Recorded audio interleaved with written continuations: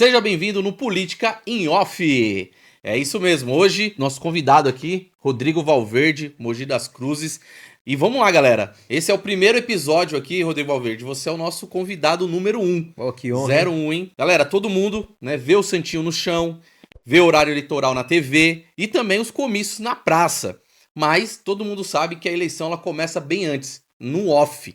E o Rodrigo Valverde é um cara que tem já uma bagagem aqui. Ele foi guarda-mirim, advogado, vereador, consolidou sua base, né? Na última eleição teve 37 mil votos em Mogi das Cruzes e é um político que a gente trouxe aqui, que tem uma longa carreira, né? Desde a sua infância, adolescência, aí ele, né, tá na política.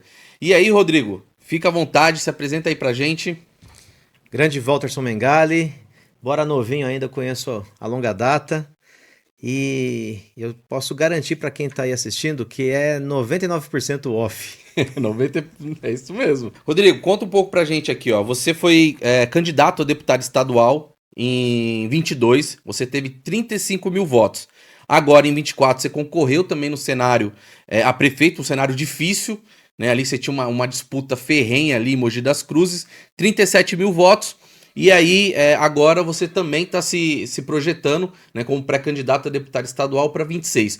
Conta pra gente os bastidores, um pouco dessa história, dessa trajetória aí. Você vem como vereador, colocou vereador atrás das grades, enfim, fez todo um movimento em Mogi das Cruzes ali na região do Alto Tietê. O mandato de vereador foi intenso. Antes de chegar nele, teve toda uma trajetória, né? Mas quando a gente chegou, a gente estava preparadíssimo para ocupar aquele espaço. E mudamos a história da cidade. A cidade é a terra do Valdemar Costa Neto. Que é dificílimo. Neto! O apelido do cara é boy, porque no passado que era difícil alguém ter carro, ele já com 14 anos dirigia e tal. Cidade de Coronéis, Mogi das Cruzes, é a mãe de todas as cidades do Alto Tietê.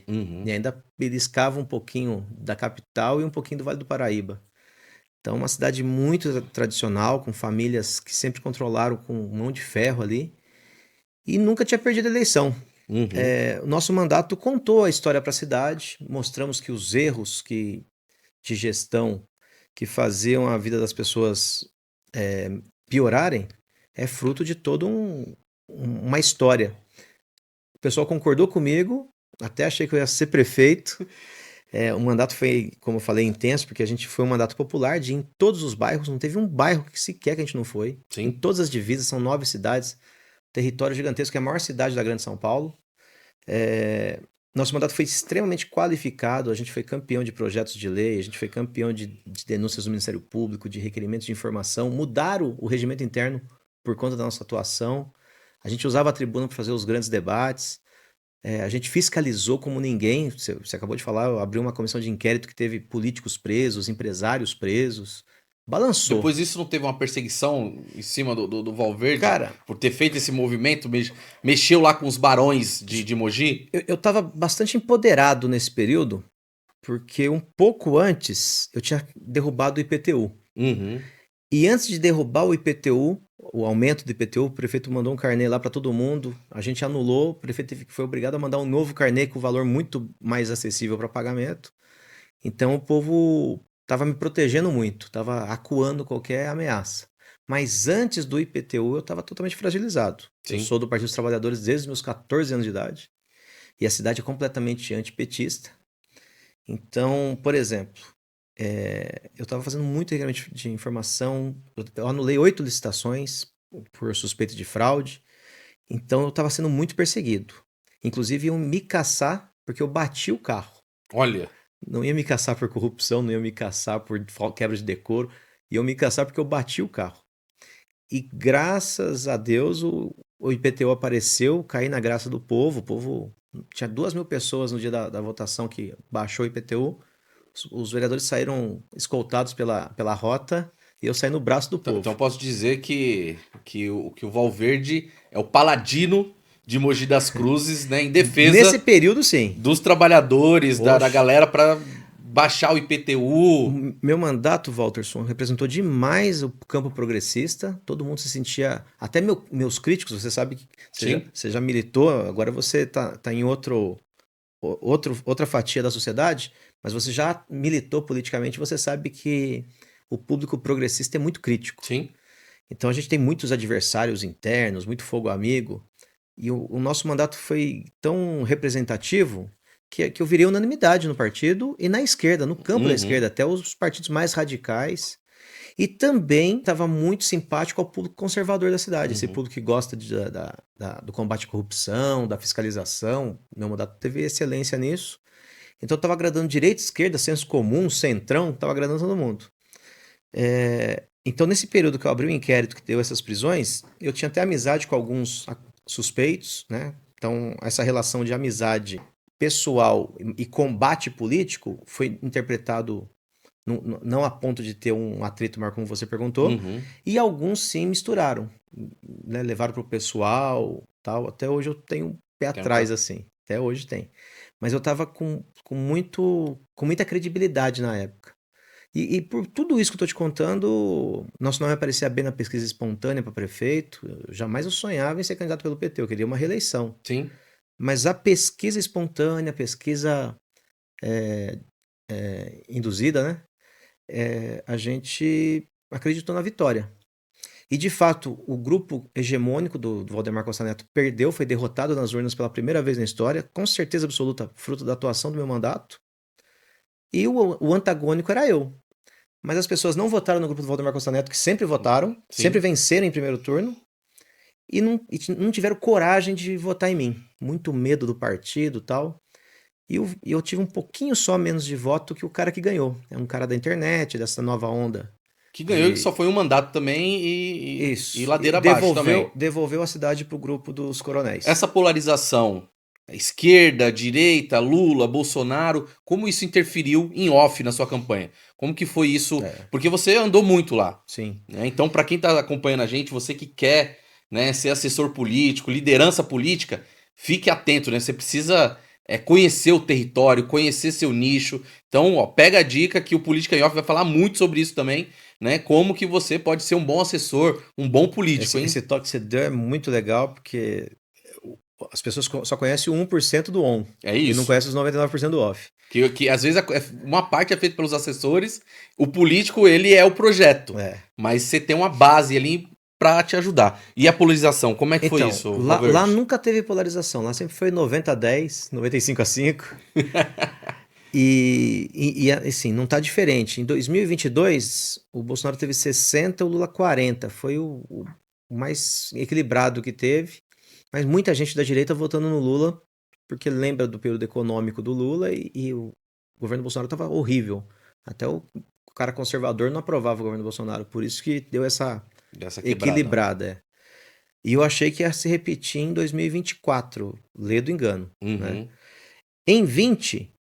eu falei, bom, por mais que a cidade goste desse grupo de coronéis, por mais que a cidade goste dessa turma do Valdemar da Costa Neto, não dá. O mandato que eu fiz mostrou quem são eles. E eu acreditava na vitória, que eu era o contraponto. O Caio Cunha que venceu não era o contraponto, ele até era do grupo. Né? Só que ele foi candidato, foi o pioneiro em fazer política em campanha eleitoral pelos meios digitais, ele foi o pioneiro na cidade, e era uma onda no mundo todo, campanha pela internet. Ele acabou surpreendendo, até o próprio grupo do Valdemar achava que o adversário era eu. Eles batiam em mim na TV, não batiam no Caio. E eu também só batia no grupo do Valdemar, poupava o Caio. Aí você deixaram o Caio por fora, deixou ele na raia livre. Teve pouco voto a mais que eu, teve 5% a mais que eu. E foi pro segundo turno. No segundo turno não dava pra apoiar o grupo dos coronéis, apoiei o Caio. Contra a decisão ainda do partido? Boa pergunta. O partido chiou bastante. Porque o Caio, qual partido que ele era? Ele era do Podemos. Do Podemos. E um antipetista clássico. Vou dar um exemplo quem era o Caio. Tinha um dos vereadores que foi preso e ele estava disputando a Comissão de Justiça e Redação comigo. Claro que os vereadores da direita estavam votando nele, e na hora do Caio votar, todo mundo achou que o Caio ia votar em mim. O Caio votou nele. E começou uma crítica ao Caio na internet. Pô, como que você não vota no Valverde, cara? Ele falou, vocês querem que eu vote no PT? Então, quando eu resolvi apoiá-lo, isso foi jogado na minha cara, pela militância e com razão. Né? O cara era um antipetista. Mas eu tenho certeza que eu fiz o certo naquele momento, a gente não adivinhava o futuro, o governo dele foi desastroso, tanto é que o grupo do Valdemar voltou em primeiro turno, em um turno único. Tirou ele da cadeira no primeiro turno. O Marcos Melo foi o primeiro prefeito da história a perder a reeleição. Mas ele venceu o primeiro turno e perdeu no segundo. O Caio já perdeu no primeiro. Então, agora para tirar a cidade das mãos dos coronéis, meu amigo... Vai ser difícil. Duro. Valverde, sobre essa questão da polarização, a gente tem muito aqui, né? E aí eu queria que você falasse pra gente sobre essa questão de visitar as bases, manter o grupo unido. Porque assim, você vem de de várias eleições, né? Então você não ficou de fora. Quando não tá tendo eleição, vamos lá, esse ano, o que o Valverde faz? Né? O que o político faz quando não está tendo eleição? Eu sou 90% político, 10% advogado, né? Eu tenho escritório de advocacia na cidade desde 2003. Certo. Desde 2003, um escritório próprio. Já trabalho no ramo. Desde os meus 13 anos de idade, eu trabalhava no Fórum de Mogi das Cruzes. Quando eu fui guarda-mirim, que está aí no seu currículo, que você me apresentou, eu era guarda-mirim do departamento jurídico da Câmara. Legal. Então sempre estive no ramo jurídico e político também, mas sempre mais apaixonado pelo ramo político. E em off aqui, viu gente, não é só o nome do programa, também a gente bateu um bom papo antes de começar, o político ele não me dá nada materialmente. Sim. O que eu tenho de patrimônio, o que eu tenho de renda é graças ao jurídico. Então eu sempre mantive o escritório aberto, mas sempre fazendo política. Em época de campanha ou como candidato ou como apoiador, e fora da época de campanha, lutando pela cidade, organizando o povo na luta pelos seus direitos e também advogando nas horas vagas. Gente, mas é o que paga as contas. É isso. Então, ó, galera, você que tá acompanhando aí, é importante saber que a política ela é mais off do que o que é visto, né, na televisão, enfim. Então é importante você que é assessor, você que quer ser candidato, não nessa eleição, mas nas próximas, ou até mesmo nessa eleição, por algum partido que seja, se prepare, busque, né, conhecimento. Eu falo que os bons políticos deixaram migalhas, né, pelo longo do tempo. Então, você tem aí grandes nomes na política que se perpetuarem por muito tempo, né, Valverde? Então, é importante quem quer, né, ter ali um sucesso na política ou até mesmo uma boa ascensão, precisa estar preparado para esse período que não é só dinheiro, mas também muita estratégia. E assim, é pouco dinheiro. A campanha tem muito dinheiro, sim, mas o político mesmo, ele sobrevive com muito pouco. Primeiro, ainda que o cara tenha um bom salário e tal, a política em off é muito cara. Eu vou dar um exemplo, eu ganhei para vereador, num período nefasto da época do PT, foi 2016 que eu fui eleito. Tinha muita gente me apoiando de graça, e aí você se torna vereador, o cara vai lá te vender uma rifa. Como que você fala não pra ele? Você vai lá e compra. O cara vai lá te vender um bingo, o cara te convida pra ir na festa lá, você tem que ir lá consumir. Então, o período mais duro da minha vida foi o período que eu tive mandato. O dinheiro não dava pra nada. É surreal. Eu já escutei algumas histórias assim. Valverde, você é advogado, sabe que a lei é muito fria. E a matemática eleitoral é mais fria ainda, né? Então, sobre a questão do voto, né? Não basta ser eleito. Exato. Né? Mas, e aí a gente precisa também ter algumas equações aí no meio que a galera não entende. Vou te dar um exemplo aqui. Coeficiente federação. Como é que funciona um pouco isso dentro da federação? Porque hoje a política ela vem mudando constantemente. Não adianta ter só um camisa 10 e o resto não jogar nada. Porque daí o camisa 10 vai fazer um monte de gol e vai perder o jogo. Certo. Né? Então precisa você ser o mais votado, um dos mais votados ou o mais votado do seu partido, da sua federação. Vou explicar daqui a pouco um e outro. E o time todo precisa ter voto, porque quanto mais voto tem aquele partido ou aquela federação, mais representatividade tem no parlamento. Então você precisa ter, por exemplo, a deputado estadual. São 94 vagas em disputa. Um partido ou uma federação tem que lançar 95 candidatos. Então precisa ter 95 candidatos jogando bem, e se o partido fizer uns 5 deputados, os 5 mais votados ganham. Então você precisa ter voto para você ter mais votos que os seus colegas de chapa, e todos os seus colegas de chapa precisam estar bem votados para você ganhar do partido concorrente. Legal. Né?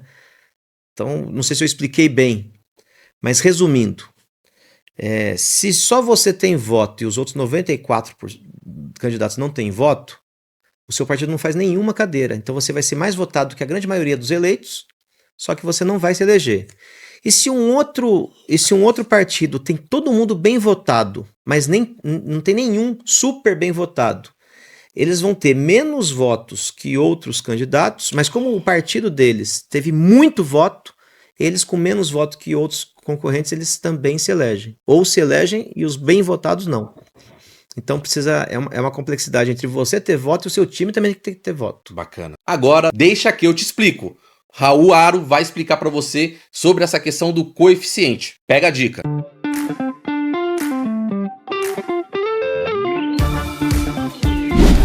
Você olha para o nosso convidado Rodrigo Valverde e pensa, ele teve 37 mil votos em Mogi. A eleição para deputado estadual tá no papo, certo? Errado. Meu nome é Raul Aro e deixa que eu te explico. Na eleição pro legislativo, a matemática é cruel. Não basta você ser bom, o seu time também tem que ser. É aqui que entra o famoso quociente eleitoral. Imagina que cada cadeira na Assembleia Legislativa custa um preço em votos. Em 2022, o preço foi cerca de 215 mil votos por cadeira. Ou seja, o partido ou a federação, que é a união dos partidos, precisa juntar todos os votos de todos os candidatos para encher esse balde de 215 mil votos. Se o partido encher um balde, ele elege o mais votado. Se ele encher 2 baldes, ele elege os 2 primeiros. Mas e se ele alcançar só 214 mil votos? Aí ele não elege ninguém, independente da quantidade de votos que ele já tenha. Não entra ninguém pelo quociente. Ninguém. Então, para 2026, o desafio em off do Valverde não é só conseguir os 37 mil votos dele de novo. O desafio é garantir que ele esteja num partido ou federação forte o suficiente para atingir o quociente. Ele precisa de puxadores de voto, gente famosa que puxa muito voto e também de esteiras, vários candidatos menores que somam no bolo. Sem essa matemática de grupo, você pode ser o rei da sua cidade e ainda assim ficar sem a cadeira na Assembleia. Entendeu a conta? Volta pro estúdio. Valverde, vamos voltar aqui pra gente aqui. Sobre essa questão, né, que o PT fez essa federação. Como que você olha isso? Como você enxerga? Porque tem alguns partidos que não topou, que prefiro caminhar, né, individual, sem se juntar com outros partidos. Como você tá vendo isso agora, para essa eleição? Isso é vantajoso pro partido, não é? Como que é? Vai mudar, não vai? Veja, eu acredito que tem cinco campos políticos: extrema-direita, uma direita moderada, o centro, uma esquerda moderada e uma extrema-esquerda. E tem, ao mesmo tempo, 29 partidos políticos. Uhum. Agora, felizmente, eu sou favorável a essa regra, tem uma cláusula de barreira. Se aquele partido não tiver votos suficientes, ele não vai ter direito a fundo partidário, ele não vai ter direito a participar de debates. E isso eu acho bem-vindo, porque antes o cara fundava um partido e virava um cartório. Pronto. Né? Então agora você precisa provar que o programa que você defende, programático, tem apoio na sociedade. Uhum. Então isso é uma coisa. Então eu vejo com bons olhos essa cláusula de barreira. E o que essa cláusula de barreira está representando na prática? Alguns partidos falam, poxa, eu não tenho tanto voto assim. Poxa, eu não estou estruturado no país todo. Então, talvez eu não atinja a cláusula de barreira. Deixa eu me aliar a outros partidos. E aí acontecem as federações. Sim. Cada partido continua com a sua independência própria, cuida quem vai ser filiado, cuida o que defende, mas eleitoralmente está junto com outro partido e vira uma federação. Essa federação é como se fosse um único partido. Vamos supor PT, PCdoB e PV, pegando um exemplo aqui de uma federação que existe. Essa federação tem direito a 5 deputados estaduais. Uhum. Os 2 mais votados são do PV. Mas o PV só lançou os 2, o PT lançou 90, não tem problema. É como se fosse um partido só. Então os votos do PV, do PCdoB e do PT se misturam eleitoralmente e quem tem mais voto vai entrar.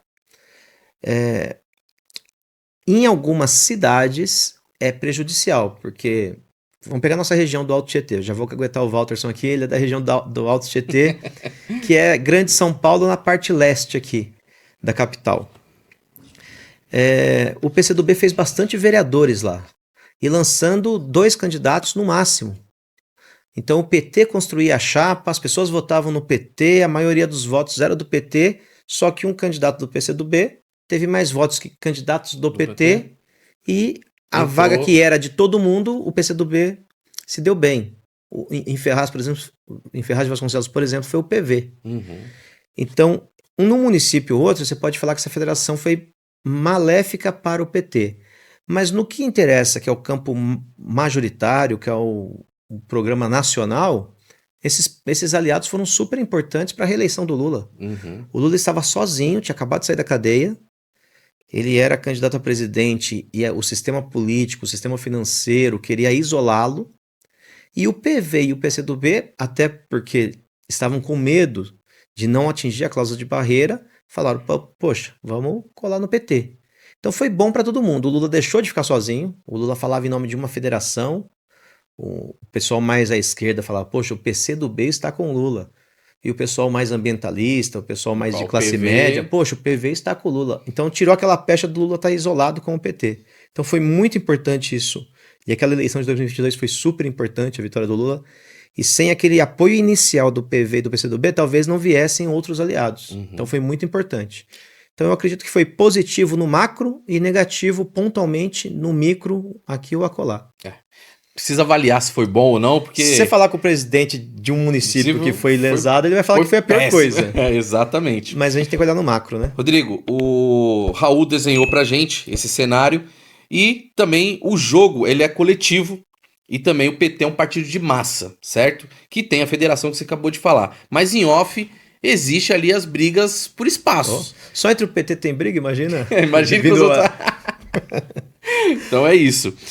Como que você vê essa questão da candidatura prioritária pro partido na região do Alto Tietê? Porque a gente tem sim aquelas candidaturas regionais. Você é um desenho dessa candidatura regional, né? Então você representa ali uma candidatura até mesmo Sim. pela sua trajetória. Você é jovem ainda, enfim. Como tá essa disputa em off, no off? Como é que tá o cenário hoje? Posso caguetar o Walterson também, do seu passado? Pode, fica à vontade. O Walterson ele não foi só da juventude do Partido dos Trabalhadores, não foi só militante, não foi só assessor parlamentar, ele também foi presidente do Partido dos Trabalhadores. E o Walterson sabe como é difícil achar consenso no PT. E essa votação que a gente teve em Mogi, esse mandato qualificado que eu falei enquanto vereador, numa cidade difícil para o PT como é Mogi das Cruzes, acabou que a região toda, as 11 cidades, me apoiaram de forma unânime para a coordenação da região, do PT da região. Certo. Então isso mostra uma liderança regional que não foi construída. Foi, né, a conjuntura levou para isso. E é tão difícil, porque tem gente que não gosta de mim e me apoiou, tem gente que não gosta de Mogi e me apoiou, tem gente que acha que o PT em Mogi é muito fraco para coordenar a região e me apoiou. Então, essa pré-candidatura a deputado estadual eu sou o único candidato da região, acabou sendo construída meio que naturalmente. Legal. Então, hoje, o PT tem um olhar estratégico para sua candidatura. Eu fui o mais votado da região, em todas as cidades, né? Eu tive a maior votação. Na cidade mais difícil para o PT, foi onde teve o melhor resultado eleitoral para o PT. Então, isso consolidou. Agora, eu não posso deixar frustrar essa expectativa, né? As pessoas esperam ter um representante da região na Assembleia e a gente está bastante otimista. Então, posso considerar que Mogi das Cruzes é sua fortaleza. Hoje, Mogi das Cruzes é a fortaleza do candidato, pré-candidato... Do PT, né? Paradoxalmente. É isso mesmo. Sobre essa questão de deputado estadual, né? Como fica, às vezes, essa questão que você precisa sair ali daquela região, construir, né? E como você analisa os dados, né? Como que você analisa os dados da sua última eleição e o que você projeta para essa próxima eleição, Valverde? Essa minha candidatura no ano que vem, ela vai ser muito importante, porque o Alto Tietê não é só uma região onde o PT não governa nenhuma das 11 cidades. Ela também é a região, para o nosso azar, do Brasil inteiro, que o PL já é forte, que o PL é o principal adversário do PT, é justamente no Alto Tietê que é o ninho do PL. O presidente nacional do PL é do Alto Tietê. E é de Mogi das Cruzes ainda para ajudar. Então, essa minha candidatura no ano que vem, ela vai ser fundamental para fazer o contraponto. As maiores cidades do Alto Tietê, as 4 que tem segundo turno, por exemplo, só tem 4 cidades com segundo turno: Guarulhos, Mogi das Cruzes, Itacoaxetuba e Suzano. As 4 são governadas pelo PL, para você ver a força do PL. Então o PL tem os deputados da região, tem as grandes prefeituras da região, tem o poder econômico da região, o poder midiático da região. Então não vai ser fácil o que eu vou enfrentar o ano que vem. e ao mesmo tempo eu sou o único instrumento ali em nível estadual para falar, para defender o projeto que o Lula hoje é o grande líder. Entendeu? Então é muito simbólico e muito estratégico. Eu, né, olhando aqui o mapa do Alto Tietê, quero chamar o nosso próximo bloco, que é o Estrategista.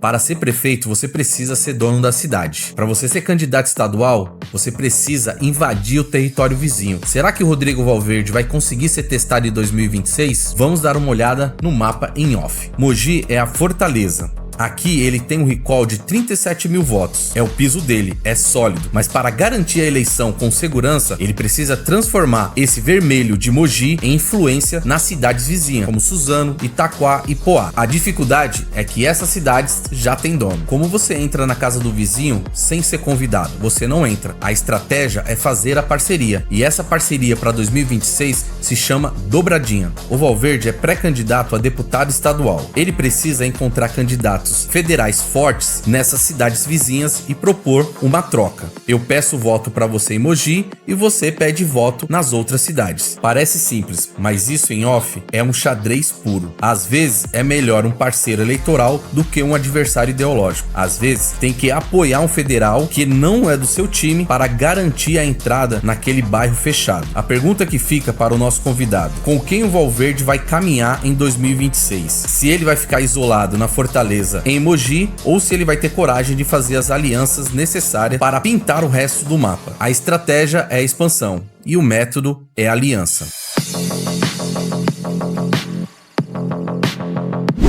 O estrategista, né, tocou na ferida. E aí nós temos as famosas dobradinhas. E aí precisa de ter muita estratégia, muito olhar, entender o mapa eleitoral, né, como é que foi na última eleição, como foi. E você, como advogado, você é um bom negociador. Então, né, você está na mesa de negociação. Como se constrói uma boa dobrada para você apresentar ali candidaturas que tenham, né, a pujança para poder ganhar, Valverde? Sim, falei que a gente está no ninho do PL e a gente precisa primeiro conscientizar a sociedade o que o PL representa no momento. Uhum. O PL representa o que é de mais nefasto para a civilização e o que é de mais nefasto para o povo trabalhador. Uhum. Então, assim, eu tenho até amigos no PL, tá? Tenho até amigos no PL. Porém, o partido, a instituição, ela topou por grana, por poder, por fundo partidário, ser a casa do fascismo no Brasil. O fascismo avança no mundo. Só para a gente não ficar falando da lua aqui. O que é o fascismo?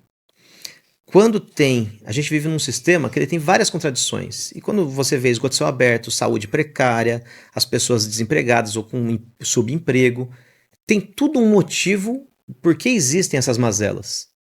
O fascismo, ele abafa o debate sobre a origem dessas mazelas e jogam e mudam o foco. É culpa dos homossexuais, é culpa dos nordestinos, é culpa dos negros, é culpa dos imigrantes. No mundo inteiro tá assim. E isso agrada alguns ouvidos, porque fala, poxa, então é fácil resolver, é desse jeito que esse cara tá falando. Isso é o fascismo.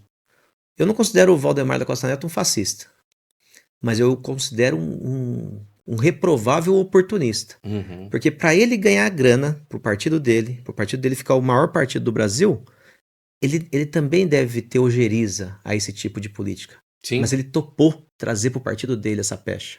Porque o que interessa não é a vida do povo. O que interessa é ele ser o poderoso. É isso que a gente precisa explicar pro Alto Tietê. E aí, as candidaturas a deputados federais do PT, a gente precisa falar o seguinte, olha, em nível nacional, a gente precisa de quem defenda o fim da escala 6x1, a isenção do imposto de renda até R$5.000, a gente precisa taxar os superbilionários, e aí não são os deputados do PL da região que vão fazer isso, então eles precisam votar nos candidatos do PT, que é quem vai levar esses candidatos para a região sou eu.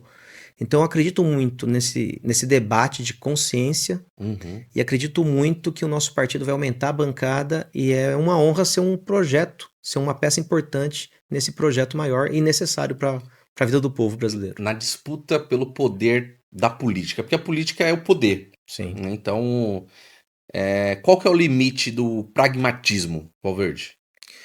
Eu gosto muito de uma fala de um deputado federal do PT, que ele falou o seguinte, na política, ela é o oposto da guerra. Para não ter guerra, precisa ter política. Uhum. Sem política é guerra. E o que é política? É diálogo.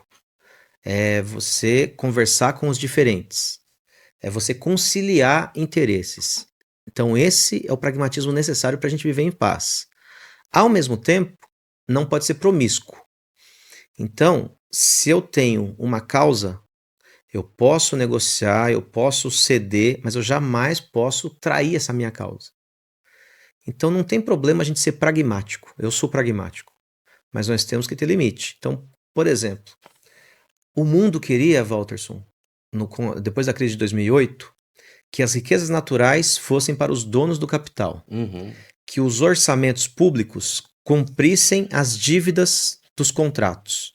Que o orçamento público parasse de gastar com o social, com a aposentadoria, com o direito trabalhista. E no Brasil, que não é uma ilha, não ficou fora desse debate.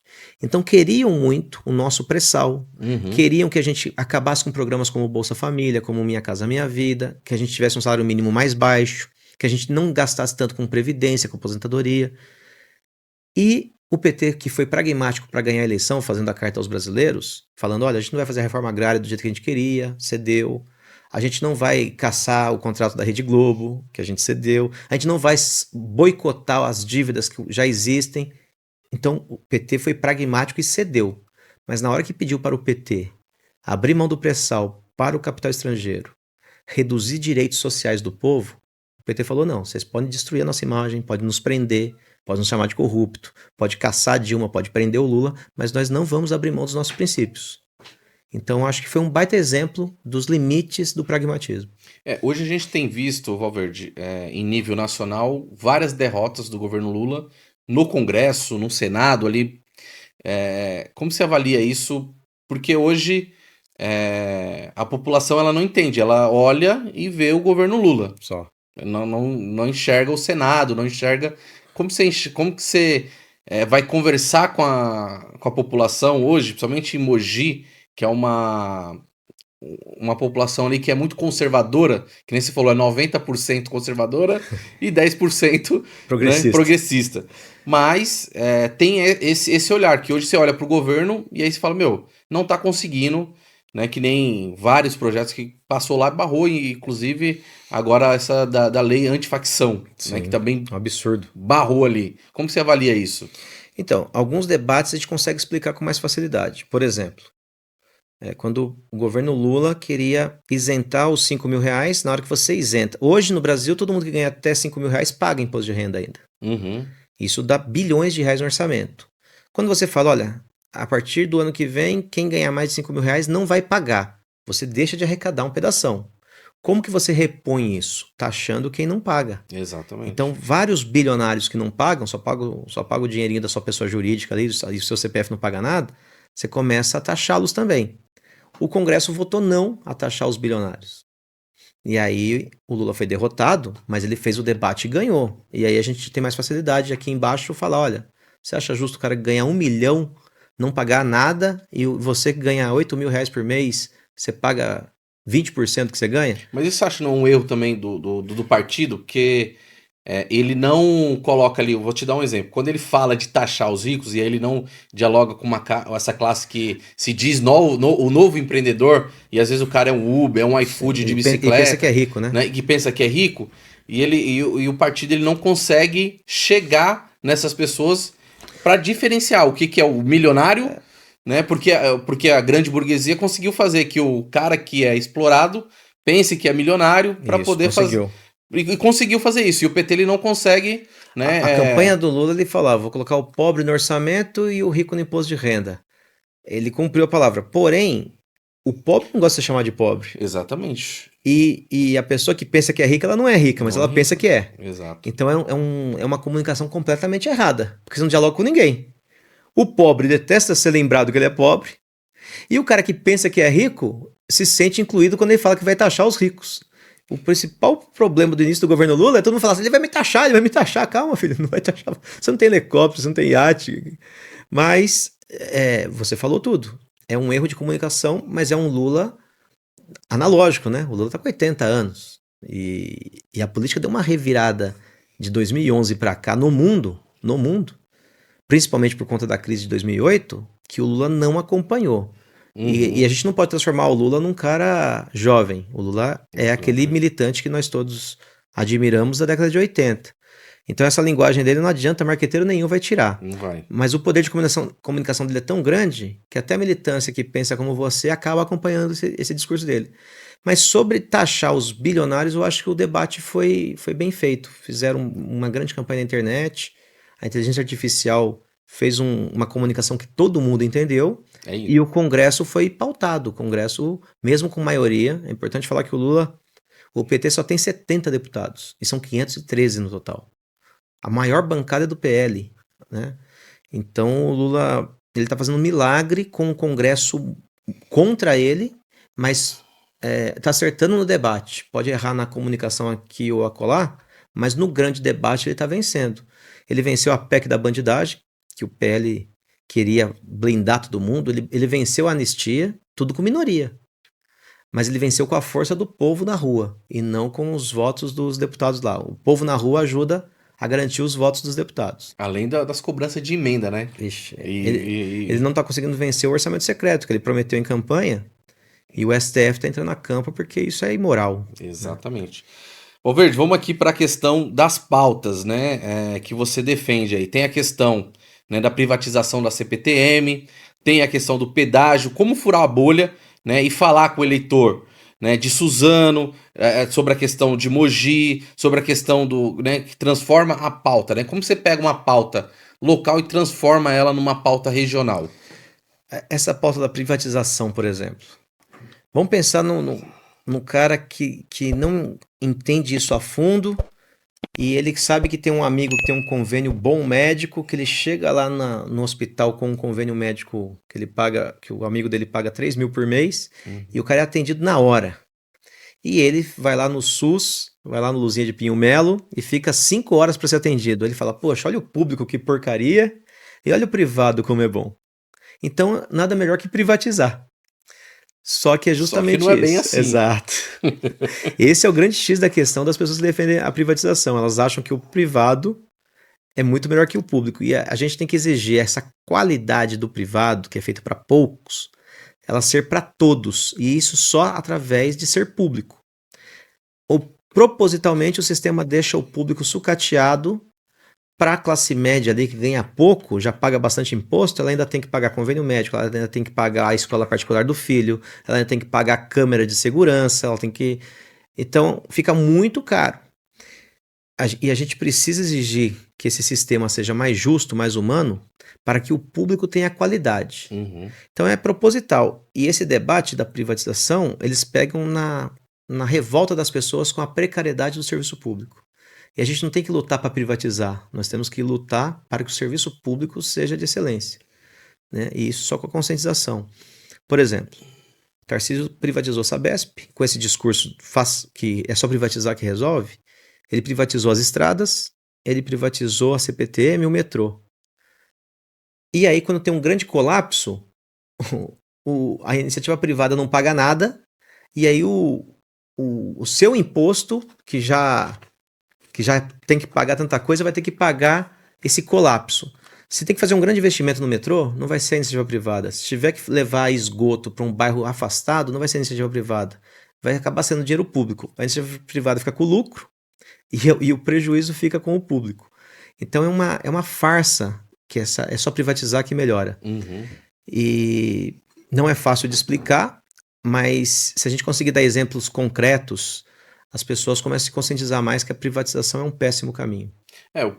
A questão de privatizar, você tem um olhar aí que assim, vou dar um exemplo, o Tarcísio, ele vai precarizando o máximo a questão da saúde, da educação. A população fica louca para vender logo. Para querer vender, e na hora de vender, o governo vai lá com dinheiro público, né, mantém o espaço e depois entrega, que nem aconteceu com a Sabesp. Sim. Então a Sabesp era algo... Como você vende algo que dá lucro, muito lucro. E por preço de banana. Exatamente. Mas enfim, qualquer hora, Valverde, eu vou chamar você aqui com o cara da direita para fazer esses contrapontos que eu acho importante. Ao longo dos anos, Valderson, o povo paulista pagou trilhões de reais para a Sabesp ser o que é hoje. E o Tarcísio vendeu para a iniciativa privada lucrar com a Sabesp 24 bilhões de reais só. Isso é um crime. Isso é um crime.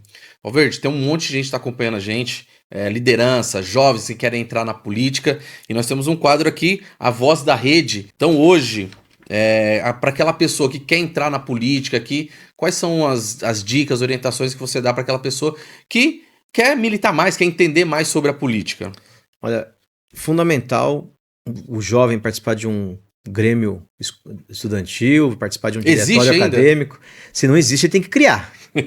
Ele tem que criar. Porque não tem preço, gente, você ser útil para o coletivo, você ser útil para a sociedade.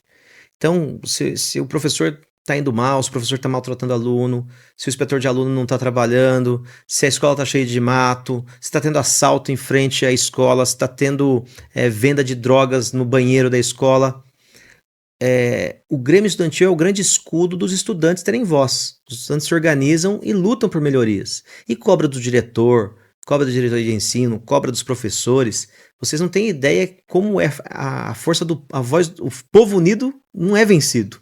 E assim na juventude, como na associação de bairro, do bairro que você mora, como num sindicato da profissão que você exerce, ou principalmente, que eu aconselho a todo mundo, um partido político. Nós nunca vamos concordar com o nosso irmão, com a nossa mãe, com o nosso vizinho, mas a gente vai conciliar ideias e interesses. E é só assim, agindo coletivamente, tudo isso é política, é só assim que a gente consegue mudar o que está errado.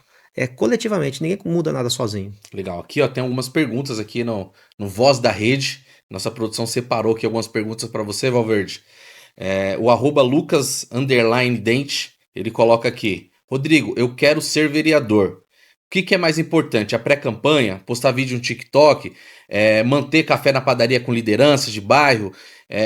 Como que eu faço, né? E o digital? É algo sólido, é ilusão? Responde aí pro nosso... É o Lucas? Isso. Ô Lucas, você tem que fazer tudo isso e mais um pouco. Você precisa de voto de tudo quanto é jeito e você precisa fazer tudo, porque tudo que você faz, você pega um pedacinho do resultado. Então, quando você cria uma lista de transmissão, você não vai conseguir fazer com que 100% daqueles contatos que você tem votem em você, mas vem um pedaço, vem uma pequena porcentagem, uma fração razoável. Você reunir os seus vizinhos, falar do seu projeto, falar das suas propostas, você não vai ganhar o voto de todo mundo. Todo mundo que você convidou não virá. Mas todo mundo que veio, também, talvez nem todos votem em você, mas uma fração vota em você, já soma mais aí. Você precisa panfletar escolas, ponto de ônibus, estação de trem, praças públicas. Todo mundo que pegar o panfleto não vai votar em você, mas um pedaço das pessoas que pegarem o panfleto vão votar em você. E assim por diante. Tudo que você fizer, arduamente, dá muito trabalho. Mas você precisa fazer tudo, porque pegando o pouquinho que você tem de cada plantio que você fez, você atinge o resultado final.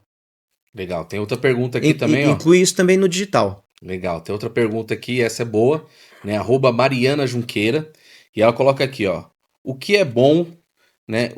O que é um bom assessor político precisa ter? O que um bom assessor político precisa ter, né? O que ele buscar e como trabalha com você? E aí tem a questão aqui também: o melhor assessor é aquele que concorda com tudo ou aquele que tem coragem de dizer, Rodrigo, essa gravata tá feia, seu discurso foi ruim? Então fala pra gente aí um pouco sobre isso. É um equilíbrio de tudo isso aí que o Walterson leu. Mas eu vou falar como eu fui feliz no meu mandato.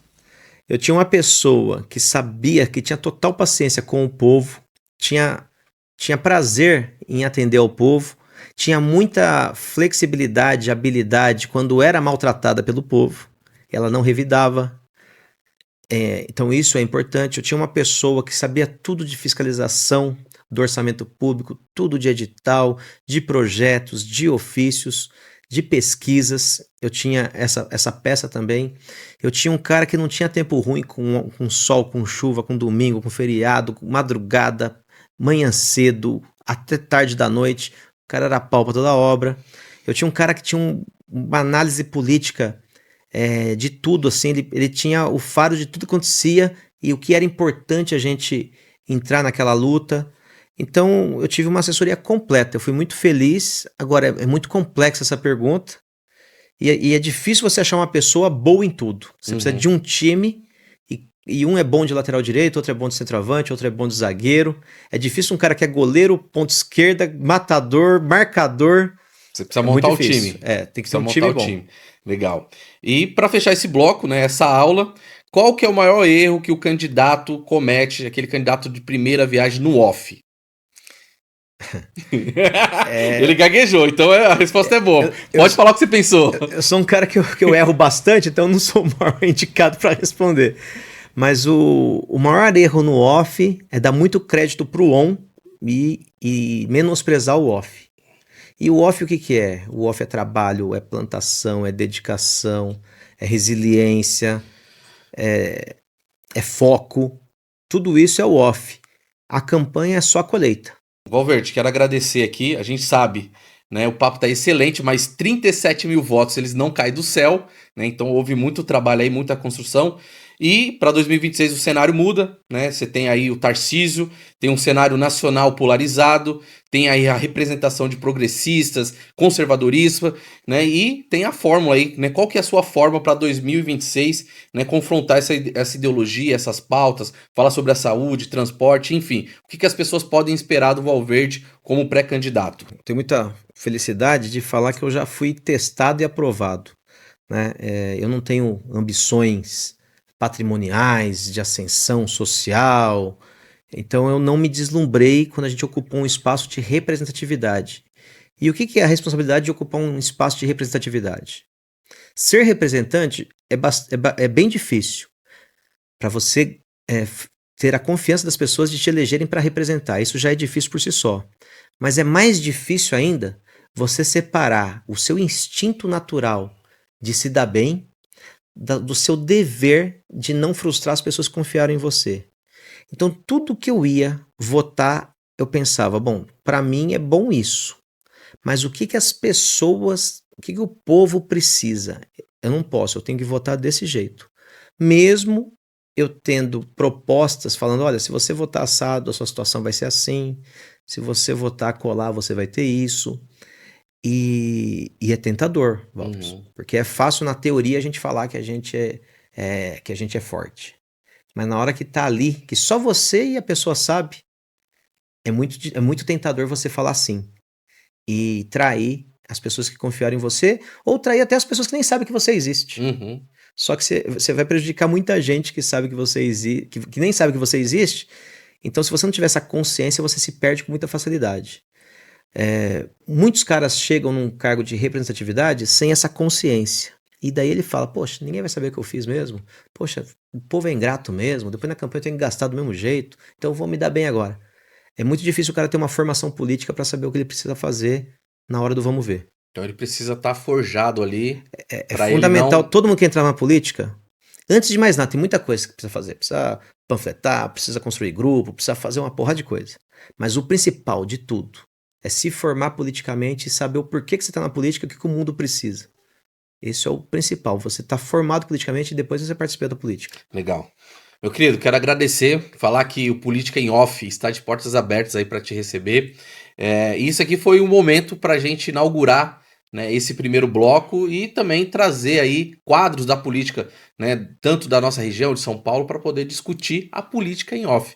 Então, cara, agradecer aí a sua participação. Trabalho, parabéns pela sacada. E é isso aí, de uma forma leve, conscientizar mentes e corações. Quem quiser seguir o Valverde nas redes sociais, quais são os caminhos? @Valverde no Instagram e Rodrigo Valverde Oficial no Facebook. Tem o TikTok também, mas eu nem uso. Importante usar, hein? Verdade. Galera, você que tá aí, ó, acompanhando a gente, importante usar todas as redes sociais, falar, omitir sua opinião e, melhor ainda, assistir o Política em Off, curtir, compartilhar, indicar para seus amigos, assessores, políticos, que nós estamos aí de portas abertas para receber e fazer um debate aqui muito tranquilo, falando da política, falando das coisas que estão acontecendo no meio político, né, que é em off, que você não sabe. É isso aí, galera. Muito obrigado. Raul Aro, valeu, produção, tamo junto, até o próximo.